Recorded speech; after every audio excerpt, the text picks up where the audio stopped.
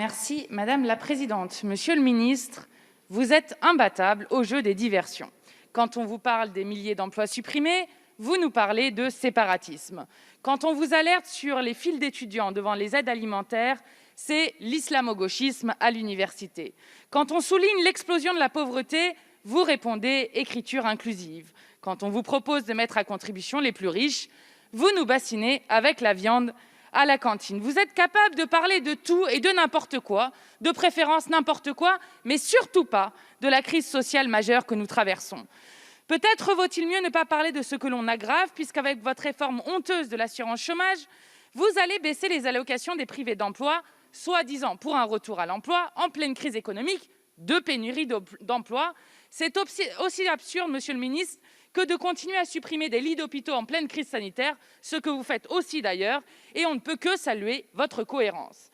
Mais de quel cerveau libéral malade cette idée peut-elle bien sortir? Le chômage n'est pas un choix. Avant la crise, on comptait en moyenne 14 000 décès chaque année des suites du chômage de longue durée. Avec cette réforme, vous faites la promesse terrible de nouveaux drames humains. La réalité, la voici. Vous faites des économies sur le dos des précaires de notre pays. Hier, on apprenait que le Royaume-Uni allait augmenter les impôts sur les entreprises de 25 % pour payer la facture de la crise Covid. Et vous, pourquoi n'allez-vous pas chercher l'argent là où il se trouve? Ils ont des noms et des adresses, les Arnaud, les Mullier, les Niel, les Bolloré, les Bouygues, les Vinci et tant d'autres.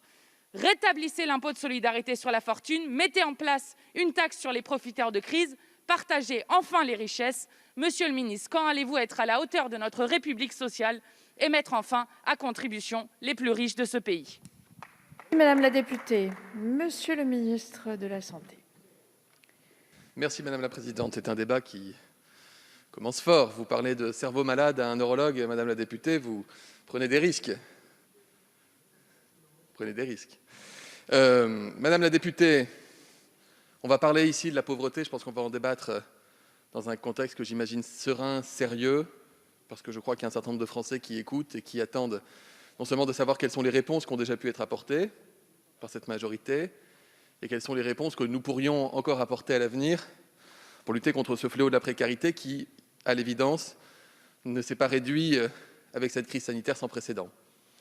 On aura donc l'occasion, je crois qu'il y a une vingtaine de questions qui vont être posées, avec des vraies questions, j'imagine, qui seront posées, auxquelles j'aurai plaisir à répondre en des termes factuels et chiffrés. Sachez, Madame la députée, qu'avec 3,5 milliards d'euros d'aides directes financières apportées aux publics les plus fragiles depuis le début de la pandémie, je crois que la France n'a pas à rougir de ce qu'elle a pu mettre en place. Le soutien aux associations qui est sans précédent, les associations d'ailleurs le reconnaissent. Vous pourrez leur poser la question, elles vous répondront.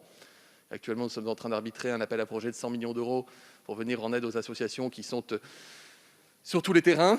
L'aide aux étudiants, vous avez raison, c'est nécessaire. C'est un public particulièrement fragilisé. J'ai pu le constater. Je ne sais pas si vous faites comme moi des maraudes avec le SAMU social ou avec les Restos du Cœur. À l'occasion, vous viendrez, vous verrez que je ne suis pas hors sol, Madame la députée, et que j'ai bien conscience de la situation difficile que vivent les Français.